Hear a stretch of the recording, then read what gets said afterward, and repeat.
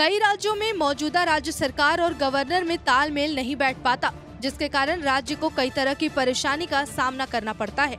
ऐसे मुद्दे पर सुप्रीम कोर्ट की जज जस्टिस बीवी नागरता ने राज्यपालों की भूमिका और उनके काम करने की शैली पर सवाल करते हुए कड़ी निंदा की है। सुप्रीम कोर्ट में ऐसे मामलों को लेकर जज ने टिप्पणी की, जहां राज्यपालों के खिलाफ कई मामले दर्ज हैं। जज जस्टिस नागरता का मानना है कि सुप्रीम कोर्ट में राज्यपालों के खिलाफ दर्ज मामले कहीं न कहीं देश में राज्यपाल के संवैधानिक दशा की दुखद कहानी व्यक्त करते हैं। सुप्रीम कोर्ट की जज जस्टिस नागरता ने कहा कि भारत में राज्यपाल वो करने में व्यस्त हैं जो उन्हें नहीं करना चाहिए और उन मुद्दों में सक्रिय हैं जहां उनकी सक्रियता की कोई आवश्यकता नहीं है।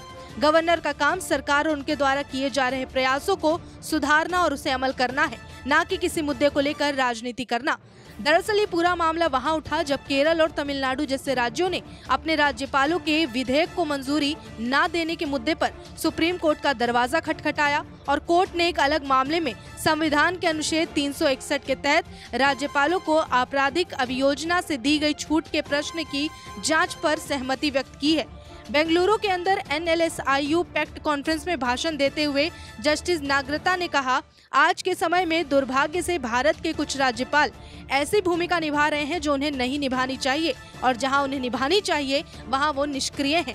सुप्रीम कोर्ट में राज्यपालों के खिलाफ मामले भारत में राज्यपाल की संवैधानिक स्थिति के लिए एक दुखद कहानी है। आगे नागरता कहती हैं, राज्यपाल से कुछ काम किए जाने की अपेक्षा की जाती है। हम अपने संविधान में राज्यपाल को शामिल करना चाहते हैं क्योंकि हमें लगता है कि अगर राज्यपाल वास्तव में अपने कर्तव्यों के प्रति सचेत हैं और वो अच्छी तरह से काम करते हैं तो ये संस्था परस्पर विरोधी समूहों के बीच किसी तरह की समझ और सामंजस्य लाएगा। ये केवल इसी उद्देश्य के लिए प्रस्तावित है। शासन का विचार राज्यपाल को पार्टी की राजनीति गुटों से ऊपर रखना है और उस पार्टी के मामले के अधीन नहीं करना। जस्टिस नागरता की ये टिप्पणी कर्नाटक के राज्यपाल थावर चंद गहलोत और राज्य की कांग्रेस सरकार के बीच कथित MUDA यानी कि मैसूर शहरी विकास प्राधिकरण साइट आवंटन घोटाले को लेकर चल रहे विवाद के बीच आई है। इस मामले में मुख्यमंत्री सिद्धरमैया की पत्नी पार्वती का नाम सामने आया। गहलोत ने पिछले हफ्ते सिद्धरमैया को कारण बताओ नोटिस जारी किया था। कर्नाटक सरकार ने प्रस्ताव पारित कर राज्यपाल को नोटिस वापस लेने तक की सलाह दे दी।